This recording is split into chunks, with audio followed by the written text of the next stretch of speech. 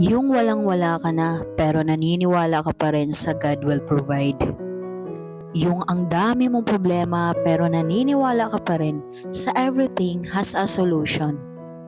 Yung ang dami mong di magandang pinagdaanan pero naniniwala ka pa rin sa everything's happen for a reason.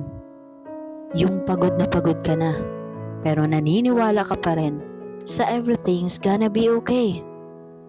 Yung gusto mo na sumuko pero naniniwala ka pa rin sa keep going and achieve your dream. Yan tayo bilang isang tao. Kailangan nating maniwala kahit pakiramdam mo imposible. Pero alam mo ba, walang imposible sa Kanya. Basta tuloy mo lang ang mga ginagawa mo para sa sarili mo.